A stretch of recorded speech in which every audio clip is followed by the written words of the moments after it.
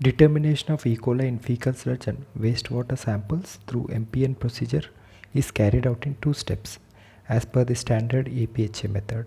First step is enrichment step, where the coliforms present in the sample are initially enriched in a medium containing lactose at 44.5 degrees centigrade. A1 broth from high media is used in this step. Second step is in isolation and detection of E. coli in a medium which is specific for the detection of E. coli. Mug BGLP broth from high media is used for detection of E. coli. Media preparation for E. coli testing. Prepare 500 ml to 1 liter each of A1 broth and mug BGLP media. To prepare 1 liter of A1 broth, 31.5 grams of powder as given on the bottle should be added into 1 liter of distilled water. And to prepare 1 liter of mug BGLP broth, 40.1 gram of powder should be added into 1 liter of distilled water and it should be dissolved completely. Distribution of normal saline for serial dilution. Prepare 500 ml to 1 liter of 0.9% normal saline. Distribute 9 ml into each tube. Care should be taken that a minimum of 9 ml plus or minus 0.2 ml remain in each tube after autoclaving, which is required for serial dilution. Close the caps and keep aside for autoclaving. After media preparation, dispense 10 ml of A1 media into each tube. Now insert a Durham tube in inverted position into each tube and make sure that the Durham tube is completely filled with medium, leaving no air spaces. Distribute 10 ml of mug BGLP media into each tube. Close the caps for all tubes and keep aside for sterilization. Sterilization of reagents and glassware. Sterilize 1 ml micropipette tips and the tubes containing 0.9% normal saline, A1 media and mug BGLP media by autoclaving at 121 degrees centigrade for 15 minutes. After sterilization of reagents and glassware, depending on sample to be tested, take required number of tubes with sterile normal saline and arrange them serially in a test tube rack. Label them as 10 power minus 1, 10 power minus 2, 10 power minus 3 and so on, indicating the dilution factor. Now take required number of tubes with sterile A1 media and arrange them in rows of 3 each in a test tube rack. Label each tube with sample number and dilution, like for example 3 tubes in first row with 10 power 0, 3 tubes in second row with 10 power minus 1 and so on. UV sterilization. Clean the surface of biosafety cabinet with 70% isopropyl alcohol. Wipe micropipettes to be used with 70% isopropyl alcohol. Now keep the two test tube racks with properly labeled sterile normal saline tubes and A1 media tubes inside the biosafety cabinet. Keep the sterile micropipette tips inside the biosafety cabinet and switch on UV for 20 minutes for surface sterilization. After UV sterilization, take the sample to be tested inside biosafety cabinet. Shake the sample thoroughly for at least 25 times for proper mixing of the sample. Take 1 ml of sample from the sample bottle and add into tube containing 9 ml of sterile normal saline. This is 10 power minus 1 dilution, which now contains 0.1 ml of the original sample. Now properly mix the diluted sample by vortexing.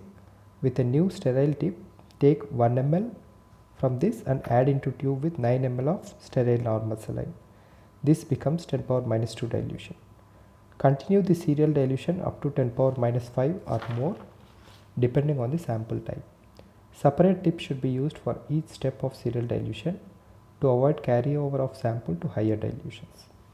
Now inoculation of the presumptive enrichment step. If direct sample, that is 10 power 0, is used for inoculation, take about 10 ml of thoroughly mixed sample into a sterile empty test tube. Mix the sample by vortexing and add 1 ml into each of 3 tubes in a row with sterile medium and gently shake it. Continue inoculation for rest of the dilutions by adding properly mixed 1 ml of sample from each dilution to each of 3 tubes in a row. Care should be taken that no air enters inside the Durham tube while shaking. Incubate the inoculated tubes with A1 broth at 35 degrees centigrade for 3 hours and at 44.5 degrees centigrade for 21 hours. This is the initial enrichment step. Observation of results of the presumptive test. After 24 hours of incubation at 35 degrees centigrade, remove the tubes from incubator. Check each tube for the presence of turbidity and or gas production inside the Durham tube. If only turbidity is observed and gas production is not observed inside Durham tube, shake the tubes gently and observe for rising gas bubbles. Turbidity with or without gas production is considered as positive result for the presence of coliform bacteria in the initial enrichment presumptive test. Now inoculation of mug BGLB tubes. All tubes showing positive result in A1 media should be inoculated into mug BGLB media. A loop full of inoculum from each positive A1 media tube should be inoculated into tube with mug BGLB media using a sterile inoculation loop. Heat the inoculation loop to red hot. Allow it to cool. Now take loop full of inoculum from positive A1 media tube and inoculate into tube with mug BGLB media. Alternatively, take a sterile cotton swab and insert into the positive A1 media tube. Immerse the cotton swab completely in the media with growth and now inoculate this swab into the tube with mug BGLB media. Incubation of the mug BGLB tubes. Now incubate the inoculated tubes with mug BGLB broth at 44.5 degrees centigrade for 24 hours. This is the final confirmatory step for the detection of E. coli. Observation of results of mug BGLB tubes. After 24 hours of incubation at 44.5 degrees centigrade, remove the tubes from the incubator. Check each tube for the presence of fluorescence under long wavelength UV lamp. Presence of bright blue fluorescence is considered as a positive response for the presence of E. coli. The number of positive tubes at each dilution has to be noted. Now, 3 significant dilutions have to be selected based on standard rules in the MPN procedure. The combination of positives in these 3 significant dilutions has to be compared with standard MPN chart for the estimation of E. coli density. The E. coli density is calculated after considering all dilutions made to the original sample.